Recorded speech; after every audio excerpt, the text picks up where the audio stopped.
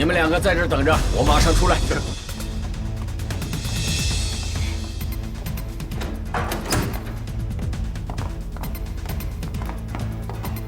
你们俩守在门口，等我一会儿下来。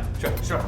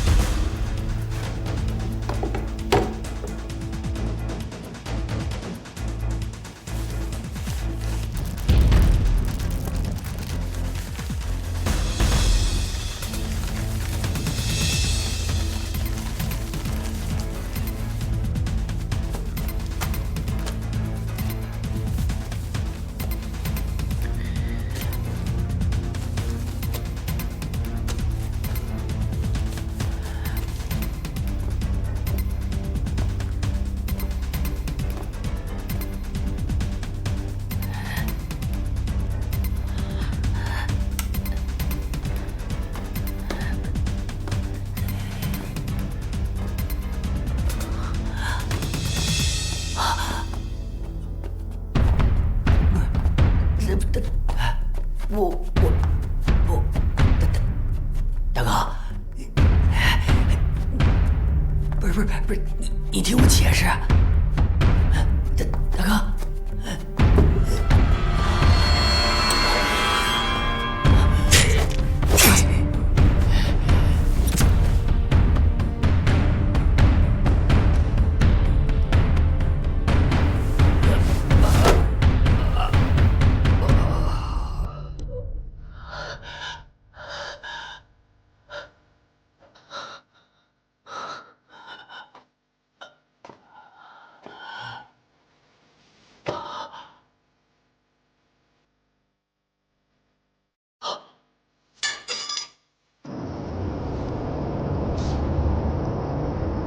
怎么进去这么久还没出来？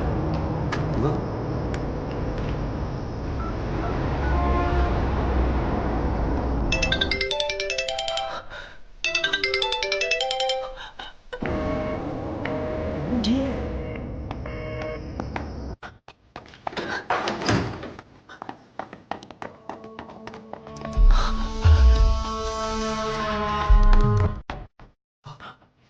出事了！快！ 快来！你看，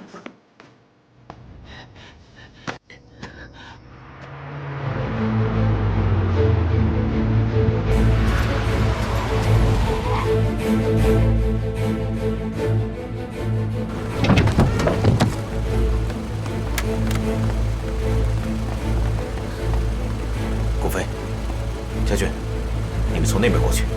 是。陈欢，你们两个从那边走。 是。我们走。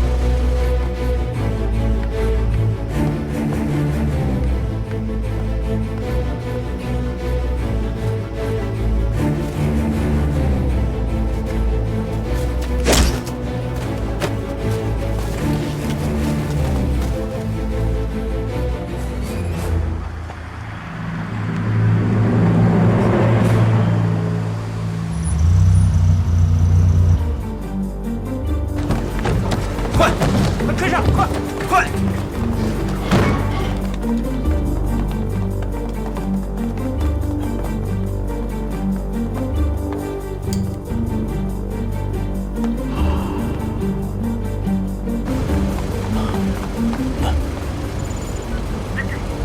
环境安全，发现李翔尸体。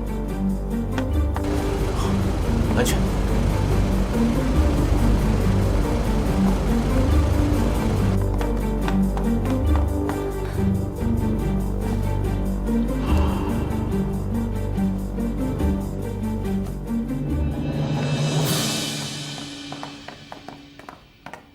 安队，死者身上发现2处刀伤，凶器也在现场，初步断定是刀伤致死。将军，通知海兵，立刻到现场，迅速。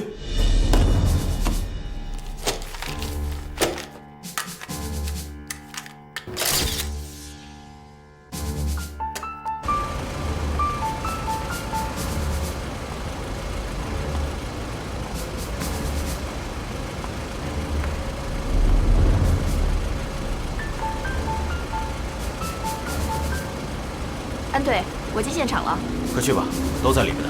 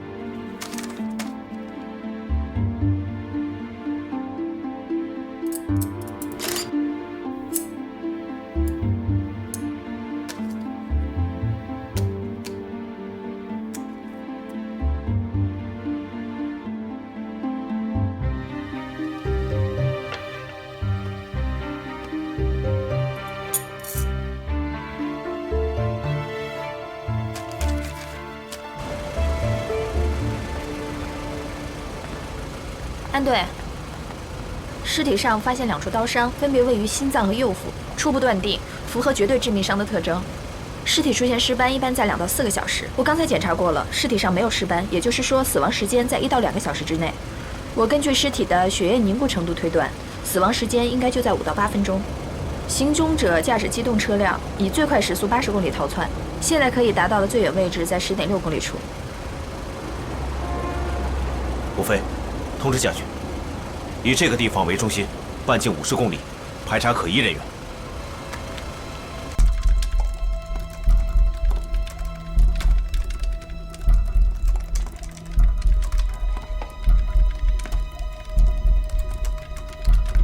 为我接通安雷。那我们先走了。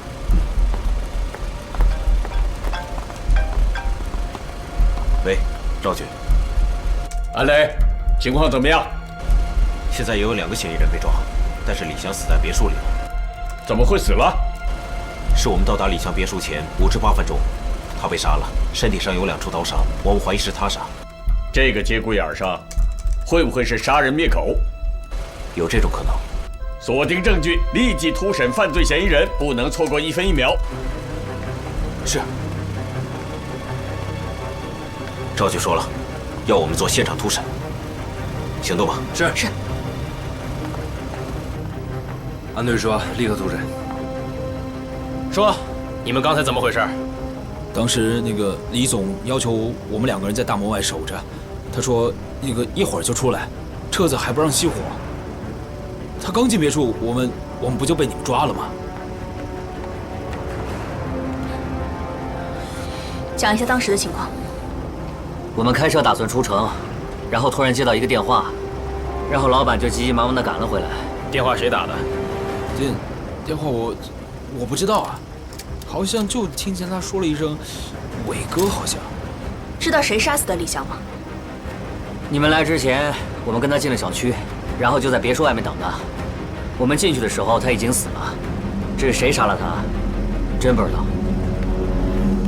安队，查得怎么样？他们没有说谎，他们的口供是一致的。而且在这么短的时间内，应该也很难有串供的可能性。被我们控制的2个保镖，按照5到8分钟的犯案时间估算，应该不太可能。这就证明还有其他人在，排除保镖杀人的可能性。如果是他杀，那罪犯一定会留下证据，这样，我们分头呢去取证，再进去看看。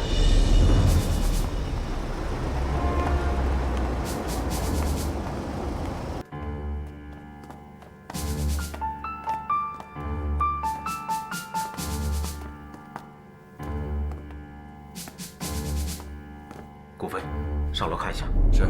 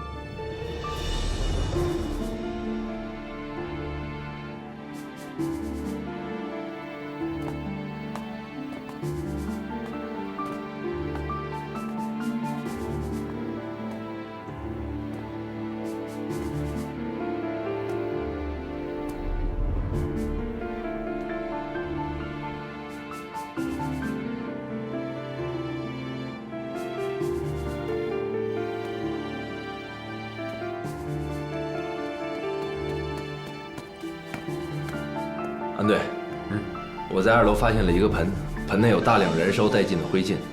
经我初步检查，里面应该有苯烯酯酸一类的物质，也就是照片。照片？对。刚才突审李翔保镖的时候，他说是李翔突然回来的。他这么匆匆忙忙的回来，就是为了烧照片吗？顾飞，想想办法，查一下这些照片上的内容。是。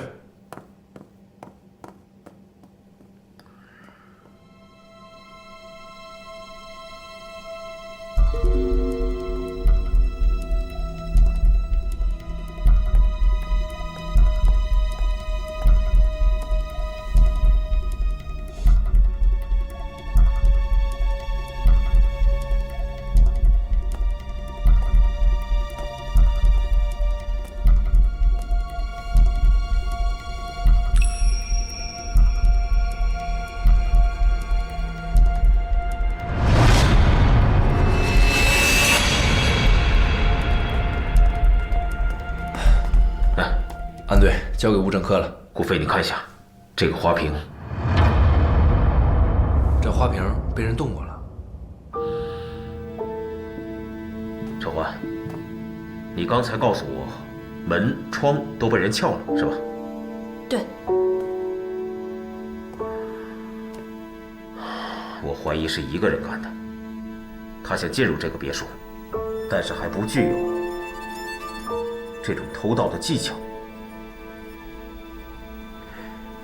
你说的窗户上，那下面有一些碎屑是跟窗户一体的，是不是？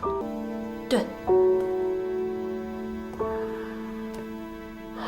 我怀疑是一个人干的。他想进入这个别墅，但是还不具有这种偷盗的技巧。你说的窗户上，那下面有一些碎屑是跟窗户一体的，是不是？是。那他还是进来了。他之所以能进入到这个别墅里边，只有通过饭厅的窗户。我刚才看了一下，饭厅的窗户上一点撬过的痕迹都没有。那由此可以证明，当时的案发现场，这个窗户应该是开着的。也不是所有的小偷都会撬锁。具有开锁技术的小偷想开这个锁只需要15秒。目前的住户的户门基本上使用的都是贝雷锁，当然也会有例外。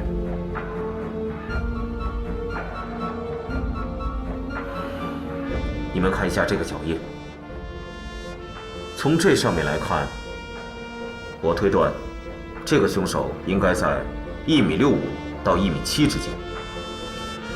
如果从脚印的深浅程度上来看，凶手应该是个男性。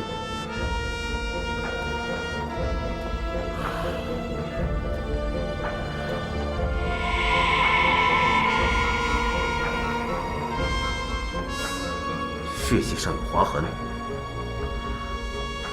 会是什么划的呢？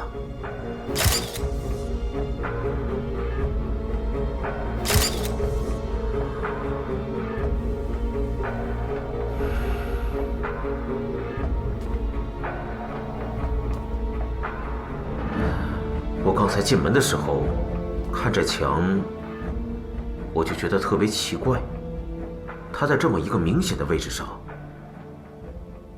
墙上空空荡荡的，而且我还注意到上面有一个钉子眼儿。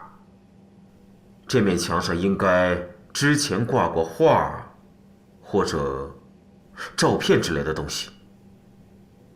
顾飞，你找找看，看有没有什么疑似的东西。是。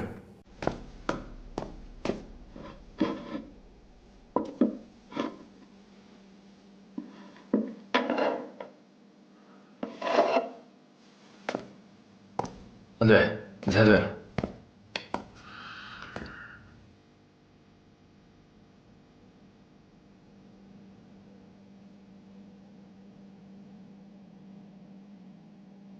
这个应该就是挂东西的挂包，它的物质成分跟墙面的物质成分应该是一样的，说明它是刚刚才掉落的。为什么？之前这里应该挂着一幅比较重要的相片，或者是比较重要的画。如果说原来挂在这里的东西现在消失了，那就很可能是一起盗窃案。小偷正好碰到回来的李翔，他就杀人灭口。这只能说是一种假想。还有一件事我没搞明白，这个花瓶，他为什么要移动这个花瓶呢？很可能是小偷想偷走这2个名贵的花瓶，可是很奇怪，他为什么没把花瓶带走呢？你继续。如果是小偷想偷走这2个花瓶，正好碰到回来的李翔，他拿起了匕首捅了他几刀。不对，很奇怪，他手里拿着花瓶，他为什么要去拿匕首呢？他应该是拿着花瓶去砸李翔。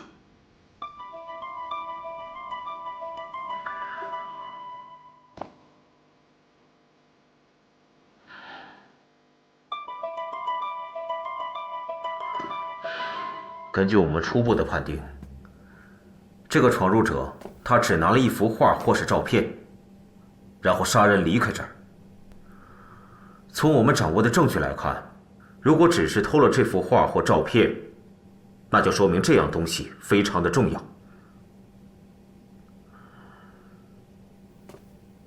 咱们回去看一看物证科和海滨那边有什么消息吧。陈欢，你刚才分析的对，很有见地。我也在想，为什么会把花瓶拿起来又放下？咱们行里不是有句老话吗？尸体总会说话的。所以希望在李翔尸体上能够得到更多的信息。现在回局里看看海滨那边的状况。先收队。是。拿着。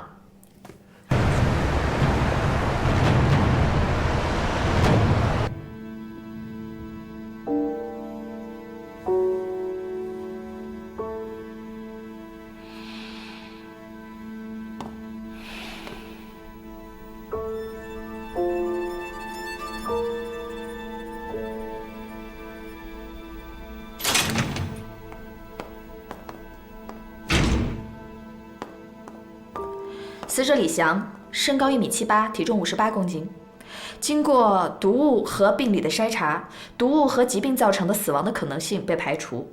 四肢和躯干基本完好，躯干上有2处刀伤，第一处刺中心脏，刀口宽4厘米，深度为12厘米；第二刀刺中右腹，刀口深度约为6厘米，不致命。也就是说，李翔死于被刺中心脏身亡，跟我们之前分析的一样。他的死亡时间应该是我们特侦组到达现场的5到8分钟之前。哦，对了，死者的左腕上有几道血痕，应该是金属表带或者是手链被拖拽的时候留下的痕迹。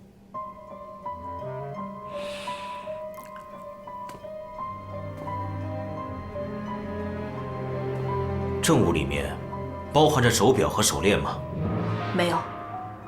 安顿，这手表和手链不见了，会不会是图财害命呢？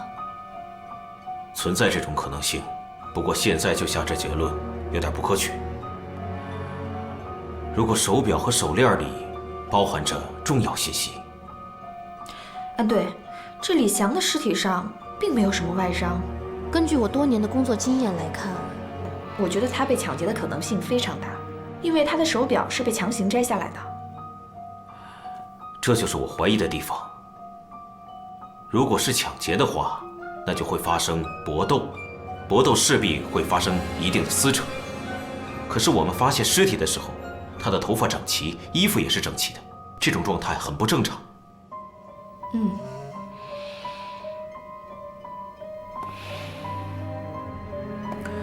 将军，你对现场取回来的火盆和灰烬做一下分析。是。陈欢，你对指纹做一下分析。是。海兵，还得辛苦你一下，再挖掘一些新的线索。好。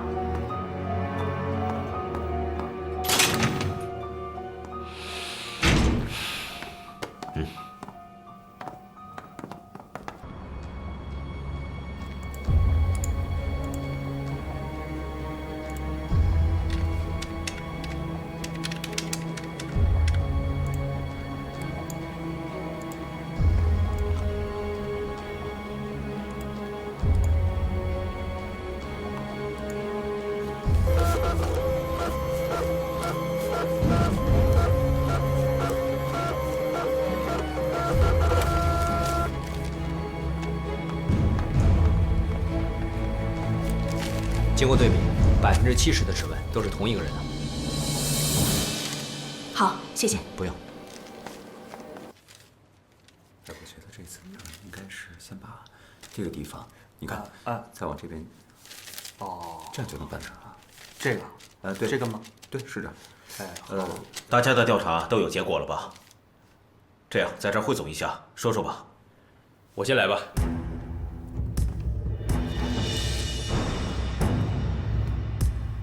通过对李翔家的勘查，我们发现，在李翔家的大门内外、走廊以及厨房和厨房的窗台上，发现了大量的犯罪嫌疑人的足迹。在发现犯罪嫌疑人脚印的地方，我们也发现了大量李翔的新鲜脚印。也就是说，两者是有重合的。在李翔家厨房的窗台上，发现了2枚属于李翔的新鲜脚印。具体是为什么，我们还在进一步的调查。我这边的情况就是这样。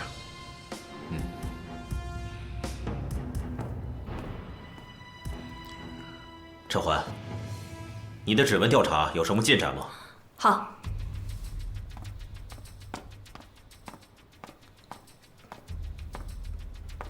指纹对比结果显示，除了李翔，还有4个保镖之外，在案发现场挪动花瓶的位置，还有丢失字画的墙面上，以及李翔尸体旁边的茶几上，还有被撬的门窗上，都发现了同样一组指纹。这些指纹在其他的地方都没有采集到，这很有可能就是犯罪嫌疑人的指纹。我们把这些指纹合在一起，可以勾勒出犯罪嫌疑人的行动路线。他应该是先去撬门，没有撬开，后来撬窗，也没有撬开，从开着的窗户爬进了饭厅。他想偷东西，看了看花瓶，后来偷走了墙上的画。我们抵达现场前几分钟，李翔才被杀害，所以我们大家很纠结，他到底是被谋杀，还是意外呢？根据我们手里掌握的证据，这个嫌疑人并不聪明。进入了李翔的别墅，他碰到了李翔，他可能情急之下拿上了水果刀，刺向了李翔。之后，他拿着话逃跑。门外的保镖听到了里面的响声，冲了进来。这时候，李翔已经躺在了血泊之中。还有一点，这个犯罪嫌疑人应该是在李翔死后，顺手偷走了李翔的手表和钱包，因为在李翔的别墅里并没有发现钱包和手表。我觉得大家应该注意一下这个事件里的逻辑顺序。经排查，墙面上挂的是字画。当嫌疑人拿走字画的时候，正准备出去，就碰到了李翔。这种情况造成了就像小偷要偷东西，他刚拿到东西就被堵着回头路了。你们想想看，如果我是小偷的话，在这种情况下，我们应该怎么办？如果是我的话，肯定是拿手中的花瓶作为凶器，来不及再去拿别的东西。这样来说，嫌疑人应该是一开始想偷走花瓶，后来放弃了。这显然就是说明他发现了更有价值的财物。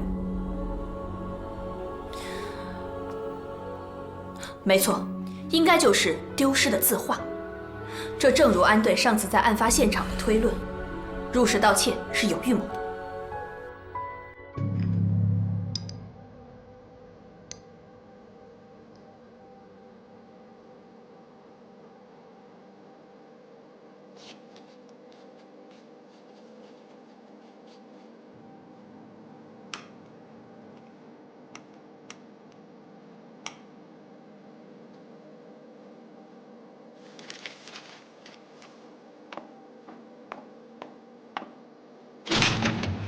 怎么样？通过我们刚刚用仪器对这些燃烧物进行技术分析，这些燃烧物是照片和纸张，并且我们在这些燃烧物中还发现了一些排列很奇怪的字母和数字，也许是账目和号码。账目和号码？对。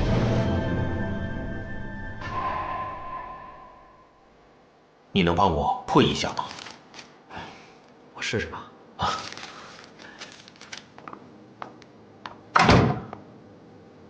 账目和号码。安队，李翔一直在偷拍秦薇薇，说明他异常关注她，又这么急于的毁掉证据，可能他是要撇清与秦薇薇的关系。说的没错。我记得案发当天，李翔的保镖供述，李翔正去机场。这么紧急的时刻，一个电话就能让他回来的人，我觉得这个人的嫌疑非常大。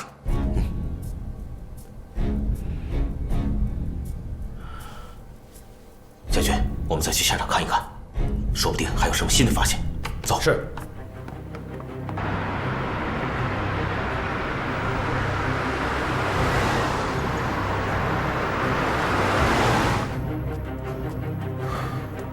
大家再仔细检查一下，看看有什么可疑的东西，还是我们有遗忘的东西。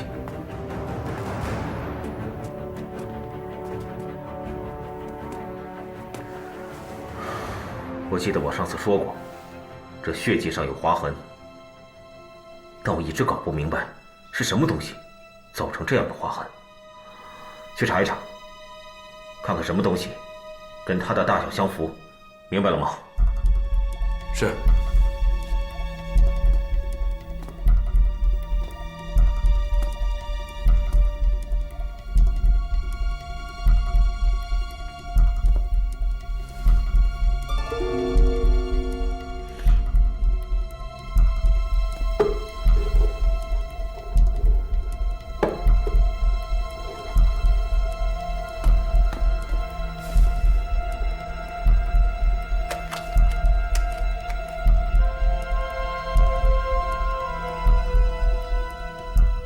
安队，你过来一下。怎么回事？这个轮子上残留的应该是血迹。陈焕，采血样。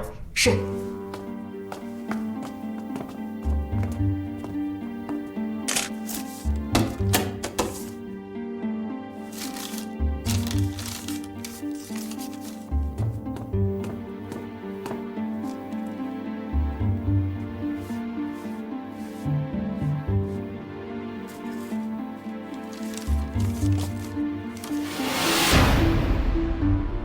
安队，我通过血液、血型和 DNA 对比结果显示，衣帽架轮子底下那滴血液是属于李湘的。这很奇怪，轮子底下有血迹，那会不会是有人推动了衣架，所以沾上了血迹呢？哎，海兵，你先忙吧。陈华，我觉得你刚才说的这个可能性很大。要不这样，你去一趟物证技术中心，查查这个血迹的来源，看看这个是飞溅上的还是沾染。好。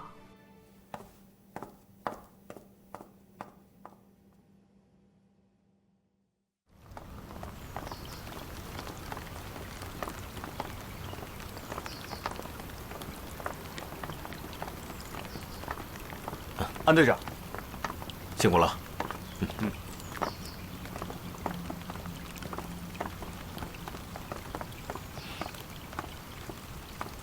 周环，把门打开。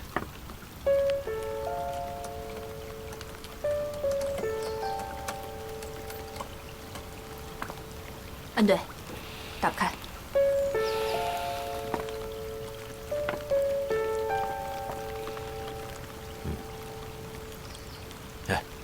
去窗户那边看看。是。去后面看一下。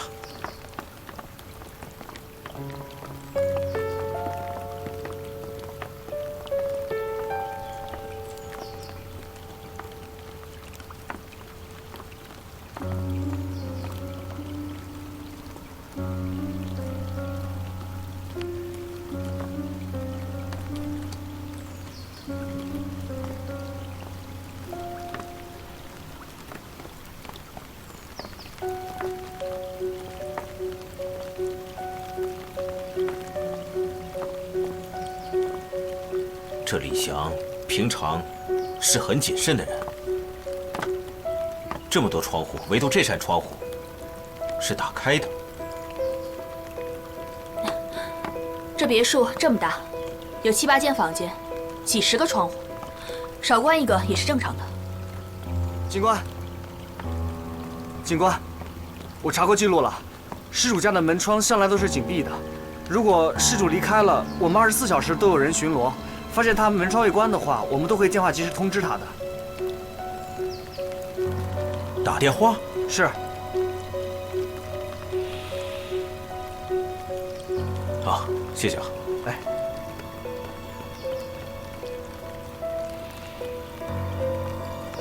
这样，我们扩大一下搜索的范围，在这个小区1公里之内，我们查一下可疑的丢弃物，尤其是手表，还有钱包。哦，对了，顾飞，再查一下这个小区的监控录像，仔细查一下。是。家俊，你们一起。是。安队，你细致的真像个女人。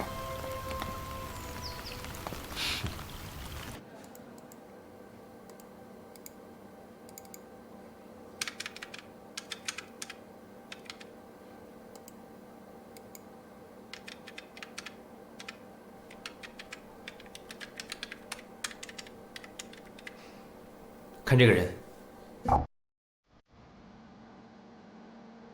行迹很可疑啊。以这个摄像头为中心，半径800米，我再查一下。好。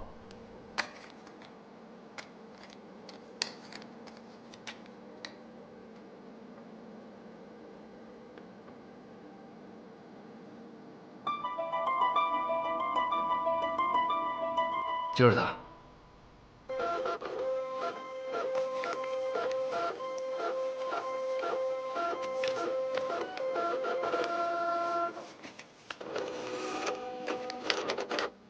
安队。对。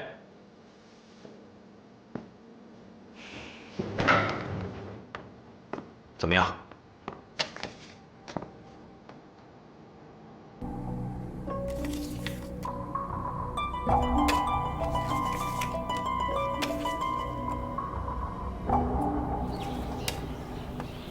去问问他们吧。来，我来这个。哎，管住你，我管住你了。哎，我再看一个，这包单啊。你好，警察。请问这个人你们认识吗？这不是张文波吗？好几天都没看见了。他住哪儿？你们知道吗？城南废品收购站嘛。走，走。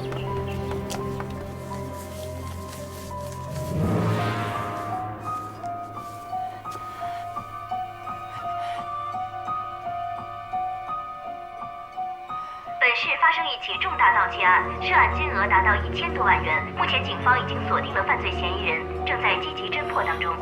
观众朋友，如果有线索，可以向当地警方提供消息。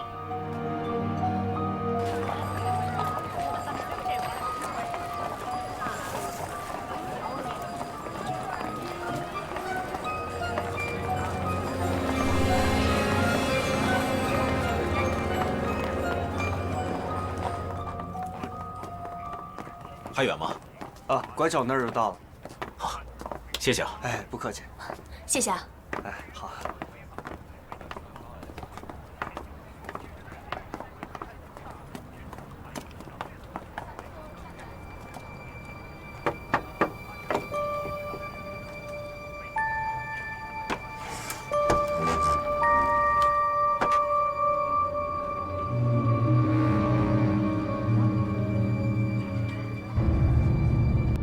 顾飞，下去，干活。是。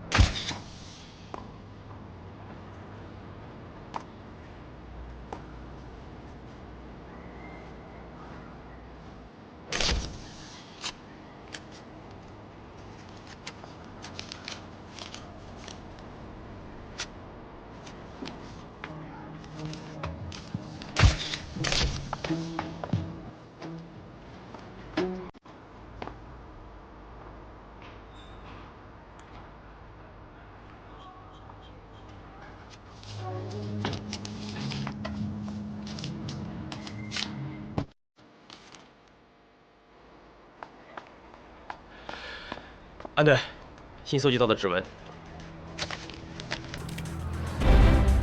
赵局，我们在张文波住处提取到的指纹和在李祥家提取到的指纹高度吻合，包括杀人凶器上的指纹。张文波现已逃窜，我请求立即通缉张文波。同意，立即发布通缉令。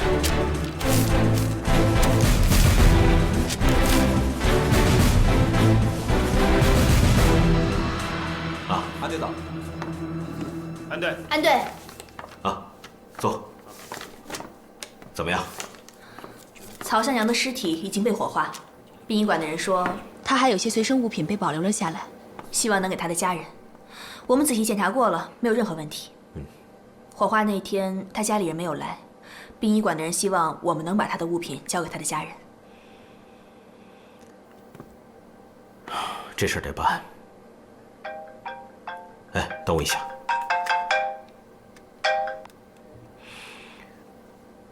喂，西薇，能见个面吗？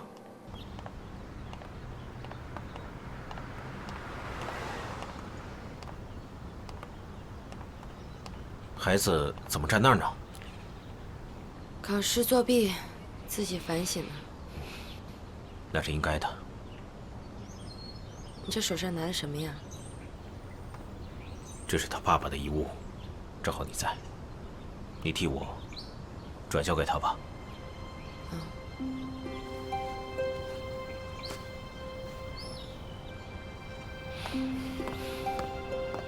哎，安磊。小新说他有事找你。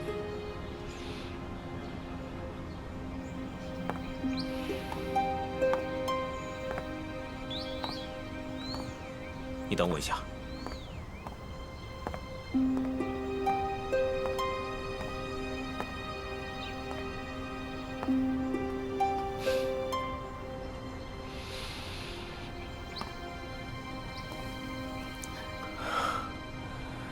小新啊，叔叔知道你不喜欢叔叔是吧？我爸爸呢？他已经火化了。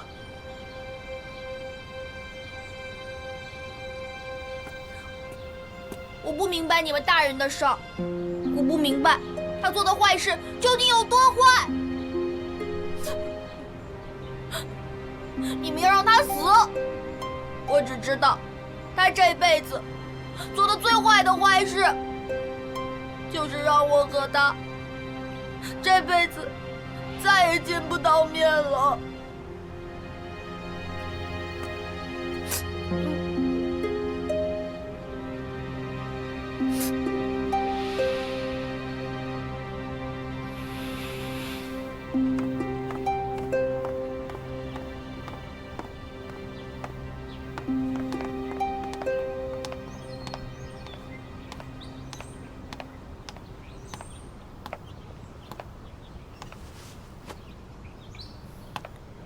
小新，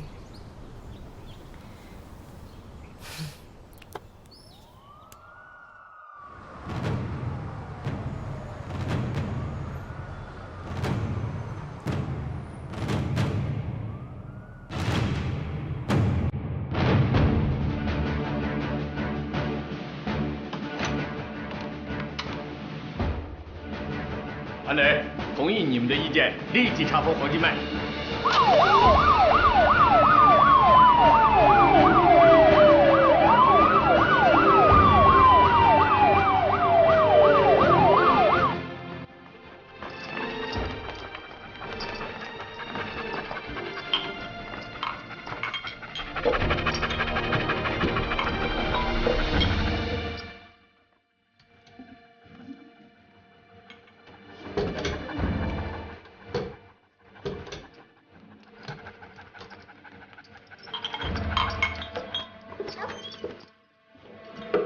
顾飞，这里有情况。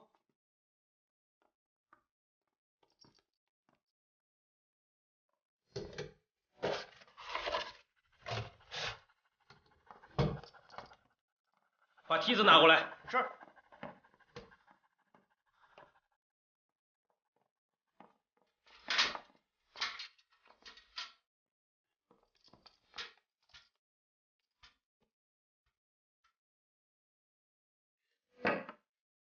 是毒品。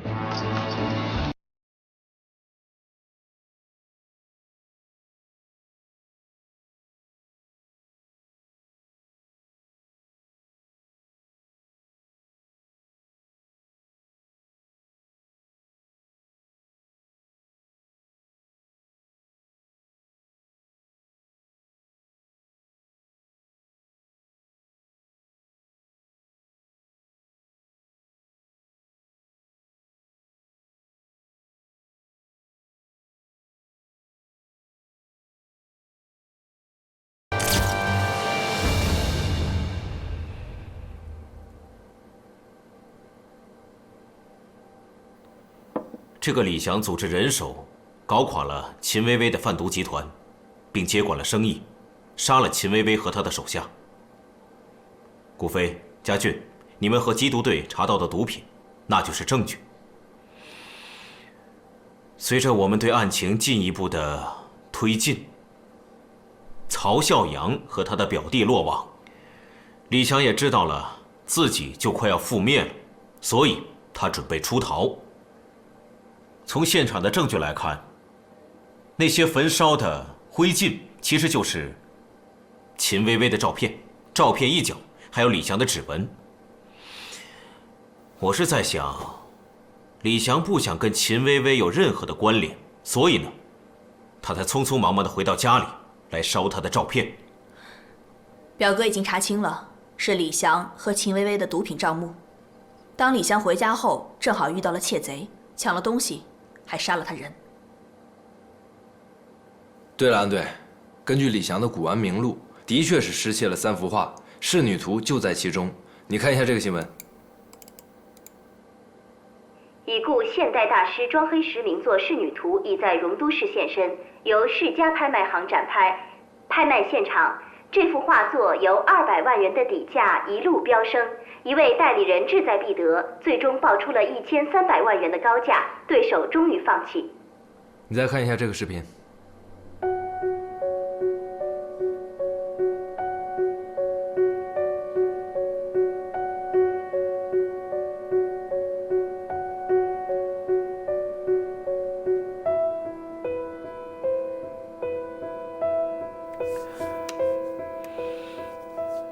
这个买家应该是李翔。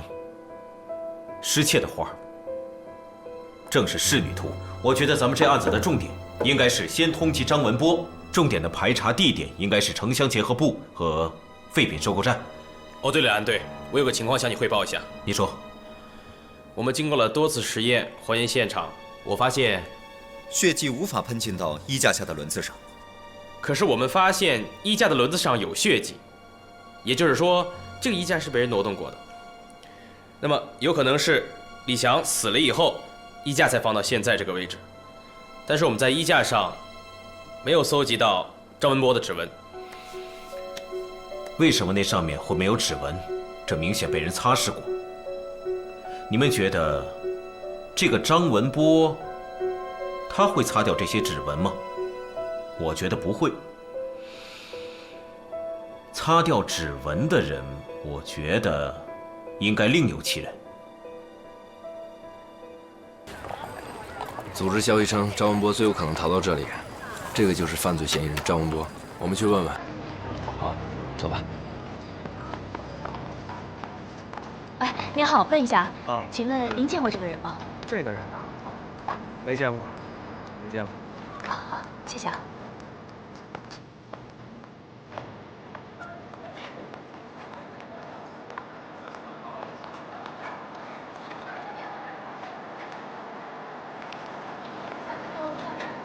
大爷您好，请问一下，您是这个人？你去那边看。那边。行，好，谢谢啊。没事。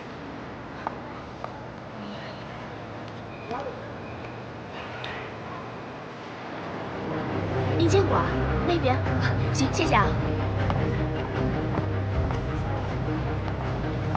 哎，这位大哥，问一下，您见过照片上这个人吗？您想想。没见过。你问问他们。您好，问您一下，您见过这个人吗？去过那边是吧？这个无论是喷溅还是滴落的，都不可能出现在衣架底部的车轮上。哎，海冰，能不能查一下这刀刺的前后顺序？对。这2刀中间间隔的时间最多也就是5分钟，而且非常有可能是连续刺中的，所以有一定难度。我再想想办法吧。这是个很关键的问题，一定要查清楚。行，我现在就去查。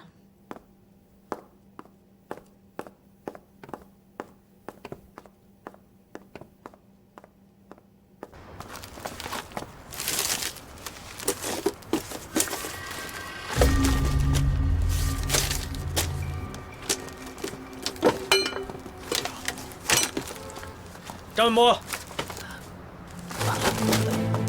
站住！别跑！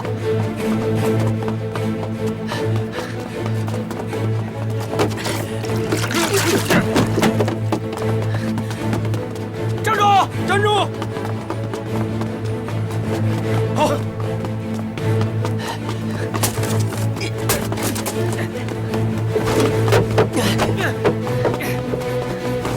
站住！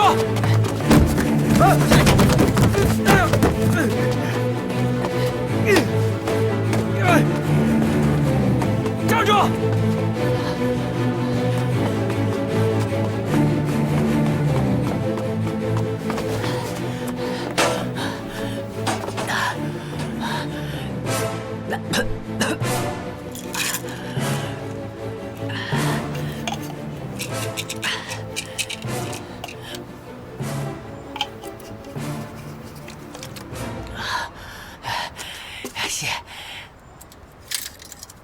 你来还是我来？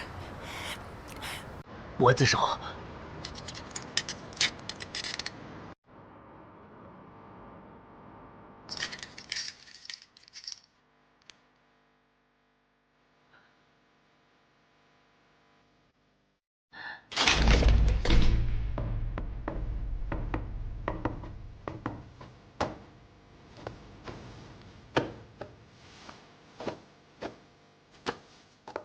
你知道李翔是哪天死的吧？11月1号。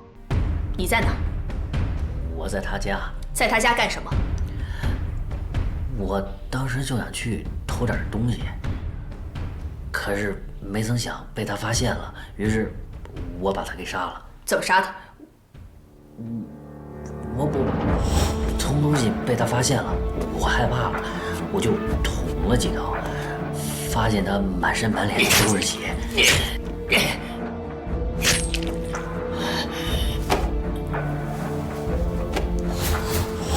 一摸脉搏没了，我就知道他死了。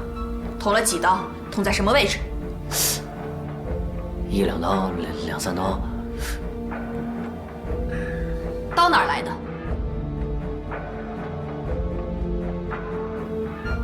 到底捅了几刀？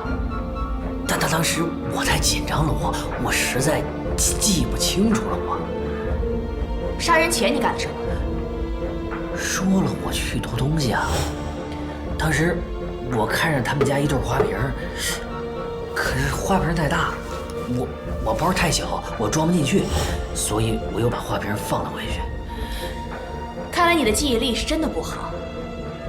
我来提醒你一下，你偷了他们墙上的画。说，画呢？画？什么画啊？我没拿。老实交代。我真不知道什么画啊。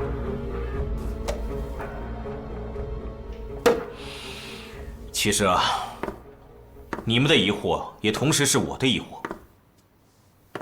我总有一种感觉，那幅画背后肯定隐藏着李翔被杀的一些重要线索。现在我们的当务之急呢，一定要先找到那幅画。好，咱们先休息一下。哎，西薇，你怎么来了？我来上心理辅导课。接下来还要做案件分析，没时间。我知道，但是每月例行的心理辅导课是审厅安排的，审厅非常重视。既然大家都在，课是必须要上的。你上这课得需要多长时间？那要看你们接受能力了。我也知道你们现在遇到了瓶颈期，我希望通过心理辅导课能够帮助到你们。薇薇姐，我们今天的审讯工作进行的不顺利，大家都烦着呢。我们真的没心情替你上课。陈环，少发点牢骚。执行赵局的指示，上心理辅导课。西薇，你来上课吧。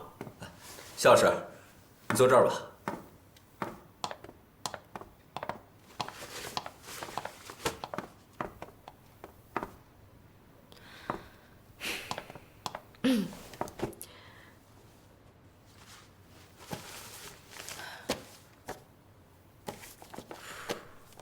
我们今天的心理辅导课，就来分析一下张文波这个案件。虽然说你们现在已经抓到了张文波，但是你们每个人还这么焦虑烦躁，我想肯定是跟张文波的供述有很大的关系。张文波一定给你们隐瞒了很重要的线索，对你们产生了强烈的抵抗。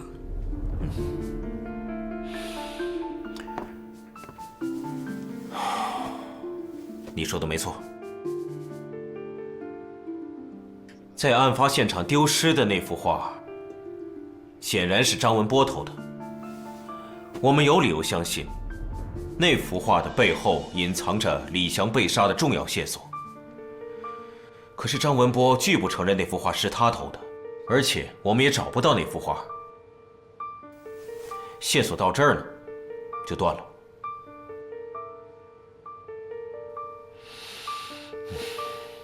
所以我觉得，你们应该明白，犯罪行为的产生跟当事人内心世界的发展、行为和变化是产生关联的。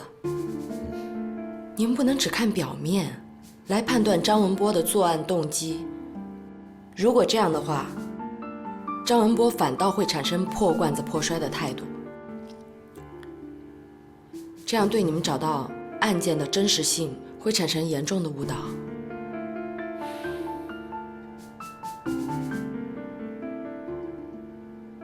我反倒是觉得，你们应该从张文波的犯罪心理的形成的原因和他的发展变化，来找到突破口，然后再从张文波在不同情境下的行为走向，来还原案发现场的真实性，再结合你们现在所掌握的线索，来攻破张文波的心理防线。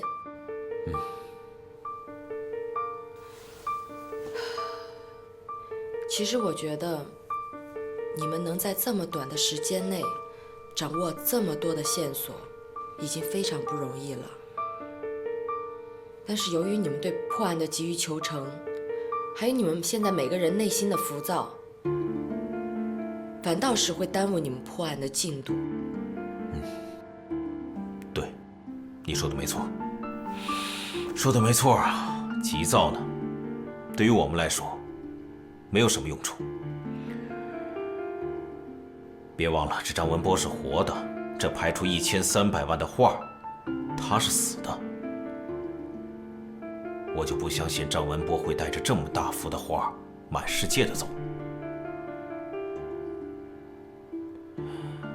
他肯定是把这幅画藏在一个隐蔽的地方。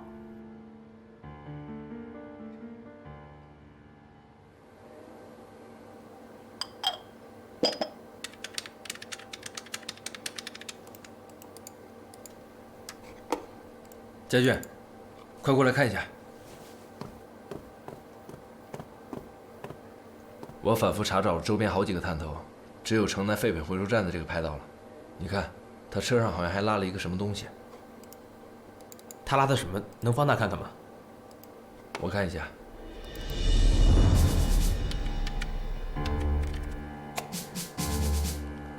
好像是个沙发。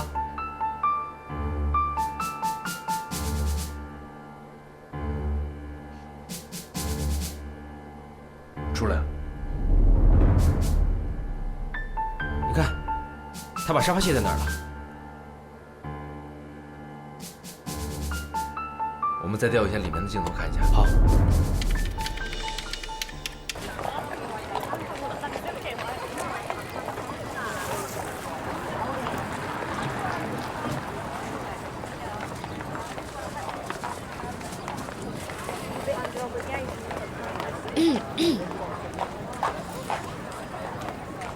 哎，你怎么在这儿啊？我怎么不能在这儿？我来配合安队长，顺便看看安大队长怎么能够找到那幅画。我是在工作呢。我也是在工作呀。你别忘了上面是有文件的，我可以选择任何时候配合你们的工作。好，那你得听我的。好，走吧。我去问一下。哎，我来。师傅。哎，我们想看下二手家具。哎，还是老乡啊！要二手家具啊？那边右拐过去都是。啊，好，谢谢。啊好。走。哎，四川话说的不错呀。哼。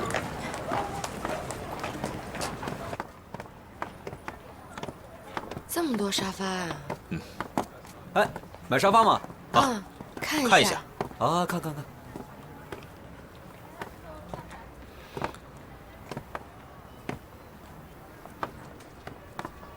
这么找不是大海捞针吗？先不急。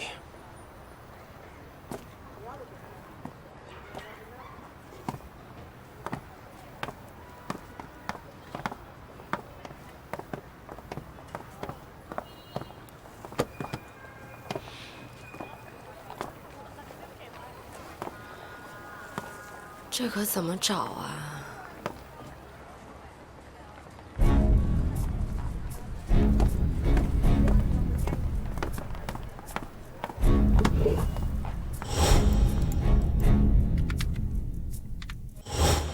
老板，我就要这个。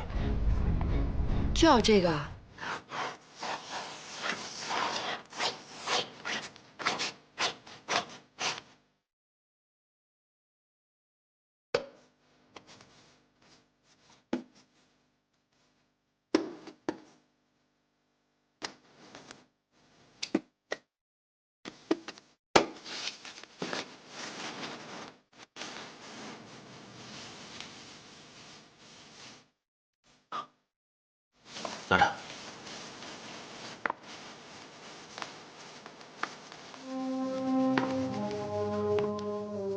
赵局，好消息，画找到了，可以重审张文波了。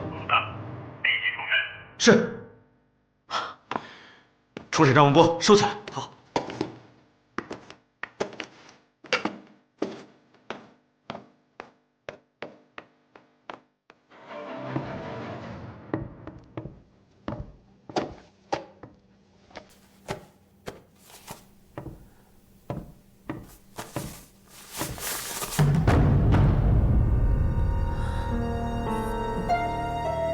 这回你该说了吧？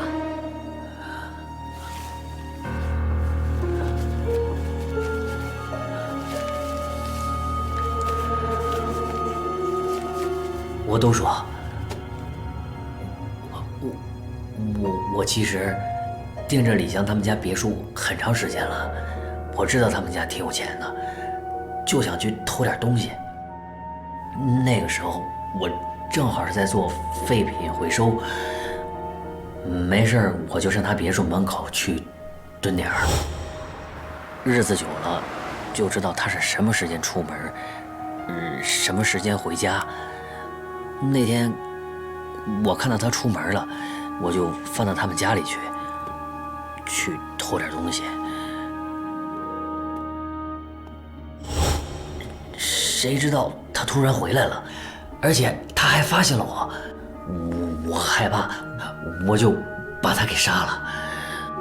我确实是情急之下才把他给杀了。我本来就是想偷点东西。你为什么爬窗户？他们家的门捅不开呀，他们家窗户也撬不开。后来我围着这别墅转了2圈了，发现有一个窗户没关严实，我就从那儿翻进去了。钱包呢？钱包？什么钱包？我没拿钱包。哎，我杀人的事儿都承认了，我还有必要隐瞒什么？张文波，我希望你说实话。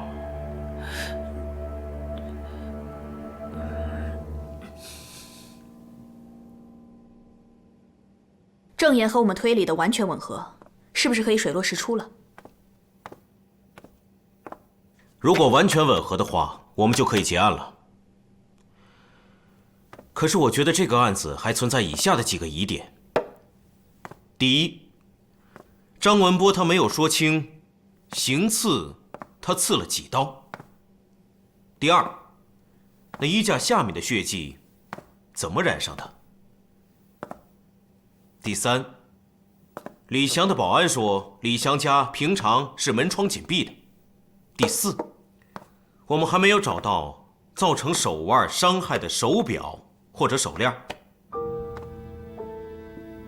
还有一点我一直没有想明白，如果李翔他想要逃跑的话，应该他的行李或者身上能找到大量的现金，可是我们并没有找到这个物证。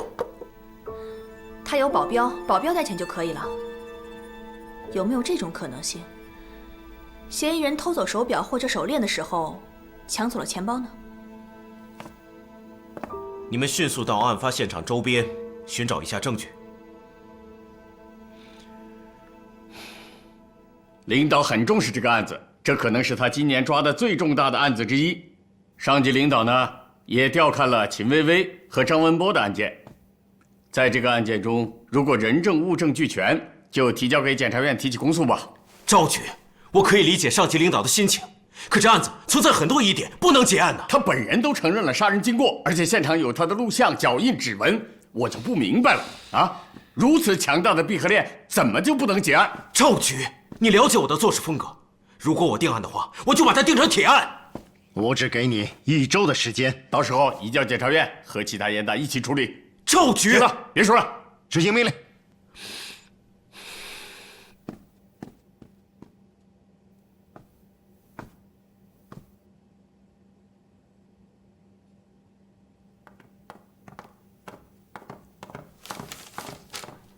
安队，回来了。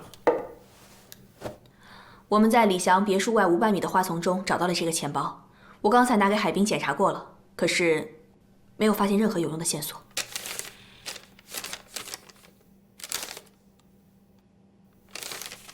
什么叫做没有用的线索？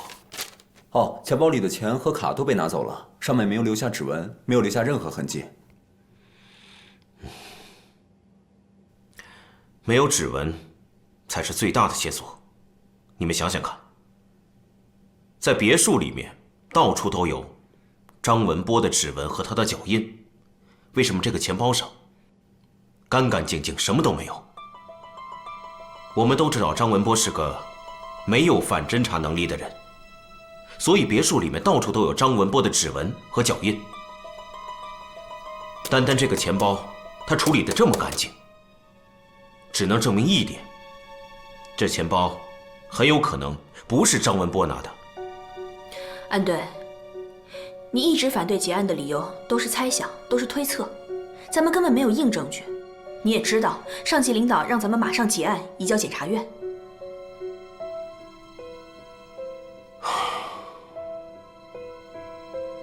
这个案子我们确实缺少有力的证据。这样，家俊、陈欢，我们明天再提审一下张文波。是。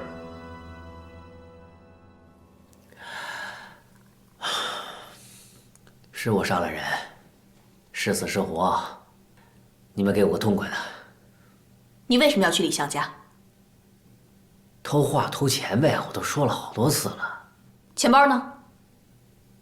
我说了，我没捡钱包。还撒谎！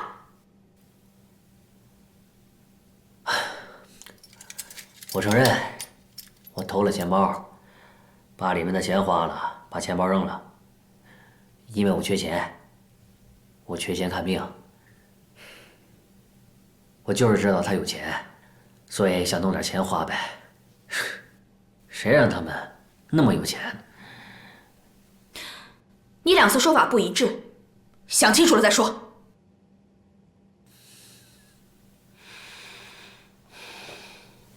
张文波，你拿了钱包里的钱，那卡呢？卡？什么卡？银行卡。啊，那个我没动，那个钱包扔了呗。钱包是黑的吗？黑的。皮的吗？皮的。里面有多少钱？1000来块钱吧，我也没细数。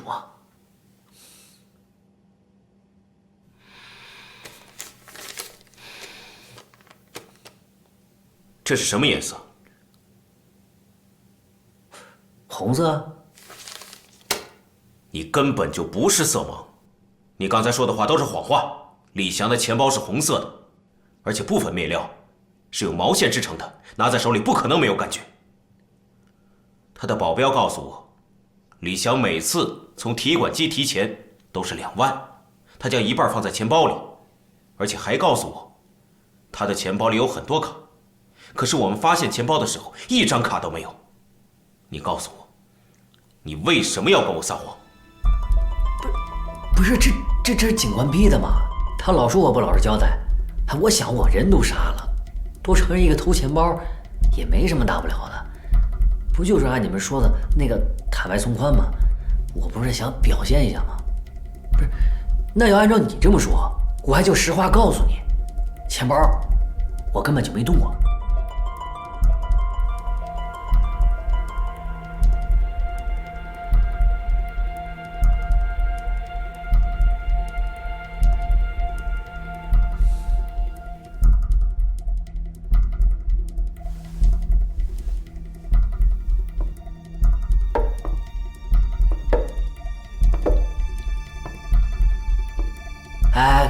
干什么？警察不许打人啊？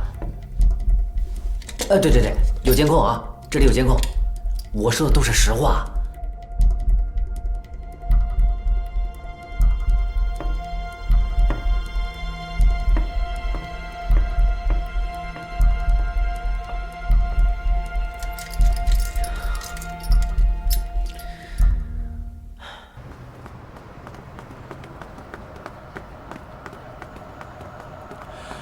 安队，我想了一下，不管钱包里的卡是不是张文波拿的，如果是盗窃的话，他肯定会到自动提款机试密码提钱的。你们俩去查一下李翔的卡这几天有没有提款的记录。是。